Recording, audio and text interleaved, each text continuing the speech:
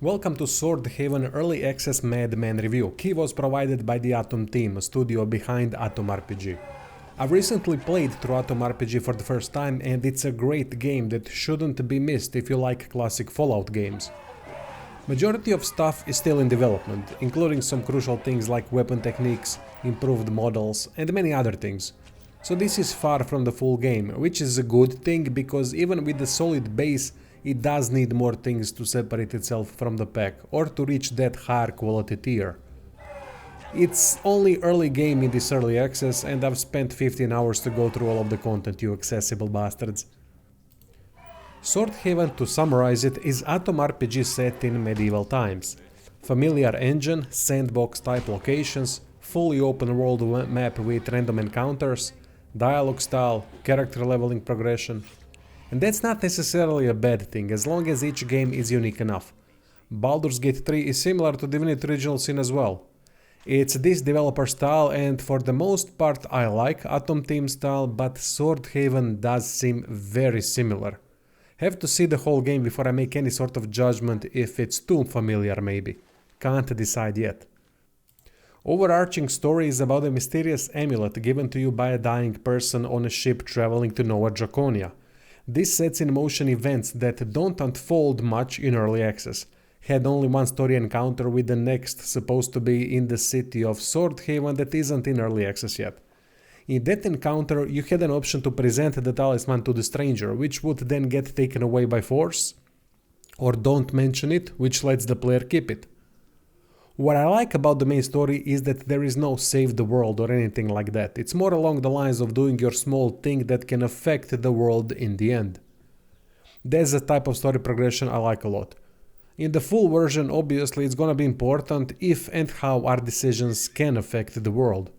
There are decisions to be made, but so far it only affected the quest participants rather than the world itself. To be fair, most of the quests were minor and not expensive enough to be able to affect something greater. What I really like about Swordhaven is its low fantasy writing style, meaning there's no magical beings, titans, dragons, hydras or whatever. Or is there? Well, that's why I like this style. It leaves a bunch of mysteries to be unraveled and myths to lie about to create the sense of excitement because you truly never know what the end of the quest is going to be like. In the first two villages there are a couple situations with giants and ghosts, and the writing drags you in because you really want to know what is going on. Quests are nicely done in that way. For example, to spoil that very early ghost quest, by summoning the ghost, player meets the wanderer pretending to be a ghost because of some random situation that made him look like one. By unraveling the secret through talking to the supposed ghost, a proper ghost appears, which creates quite an interesting situation. That's what I call interesting writing. Not gonna spoil the Giant Footsteps quest as it ends quite interesting with potential for more to be unearthed over time about it.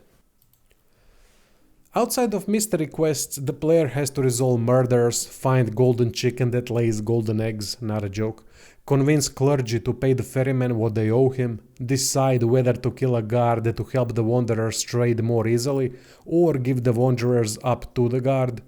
Writing in Atom, in my opinion, was quite good, even though at times a bit too similar to old Fallout quests, and the same style is in Swordhaven. Dialogue is right to the point, no over-descriptive blocks of texts with engaging and interesting options. Usually there are a couple ways to progress the quest due to varied skill check options. If you fail, the quest can end up quite different. For example, I failed to find the true murderer and the town bailiff had to hang someone, so he did it. The first suspect he deemed fit to appease the dragon, the big deity of the land. World has an interesting focus on religion through minor and major deities with quite a bit of lore. In this early access there's mention of barbarians, sacred mountains where everyone lives together happily, how Nova Draconia came to be, how it got annexed by the Empire which makes habitants unhappy, and so on. So there's a lot of things to learn about the world. Overall, writing quality, quest design and lore are very good, and can't wait to see how the deeper lore and the main story unfold. Character progression is similar to Atom RPG and the old Fallouts, which for me is a good thing, because it is one of the better systems to truly customize your character. Again, we have attributes, skills and weapon abilities. What I really like are the distinctions that work as some sort of a deeper background or maybe even a subclass. My character was max luck and high personality with leader distinction that boosts allies highly but makes the character rather inept at combat. Quite an experience. One of the things I love about distinctions is that it can alter the character appearance. For example, heavy-handed makes you a bigger human. Then eagle-eyed doesn't allow helmets to be equipped because of the big head. That's how you do character customization that also makes sense to some degree. Outside of distinctions, there's also regular backgrounds like Bandit, Noble and Adventurer that give starting boosts to certain attributes and skills. Unlike distinctions, this is quite bare bones as I'm expecting more options. I would also like to see more bonuses for the backgrounds chosen. Attribute and skill bonuses seem too low, but backgrounds do affect the story a bit. Would also like to see specific background or distinction combat perks to make the characters more distinct. Reason is that combat again is the biggest problem in Atom Team's game. To be fair, it's early access, and they said it's gonna improve over time with added weapon techniques, improved models and animations, even though enemy models look good, added status effects and so on. I like the fact that there are both real-time and turn-based options, but combat is quite bare bones. Better than Atom due to weapon abilities, but it's missing a lot of key stuff. Combat log that explains what happened in more detail. Bestiary with added resistances and weaknesses for enemies because we can't even inspect enemies at this point. There's no flanking or backstab to hit and to damage bonuses. No defend option. No reserve stamina. Can't use spear with the shield for some reason. High strength character does only a few more points of damage than low strength character. No attacks of opportunity. No shield abilities. I get it, lots of things are gonna be added over time, and I'm hoping they really think about some of the stuff I have mentioned here, as it could add more tactical elements than just bare bones RNG combat. I would also like to see character combat distinctions, because the only difference between characters in combat is what weapon they use, that's it. Each character needs something that makes them unique in combat, which can be done through class or background combat perks. Look, combat is not bad, but it needs more. Simple as that. Thankfully, developers are aware of that fact, so let's see what they can come up with. Outside combat gameplay is full freedom, basically. Players can attack and pickpocket everyone, stealth, steal, craft. It's simple and quite effective. Use cooking pots to craft potions and provisions, forge to work with metal, and the workbench for wood stuff. It's all nicely done and easy to understand. I like when crafting is simple and effective without overcomplicating it. I have to commend the developers about a lot of small things that they did in the game. Game speed can be doubled, which saves a lot of time traveling on foot inside the sandbox areas. Small icons near dialogue options that nicely point out what attribute or skill is used for the check. Merchants have preferences, and those can be displayed by a simple button press. Camera can follow the party. Highlighting items can be permanently turned on and it's not too intrusive. There's an option to play isometric or in regular 3D.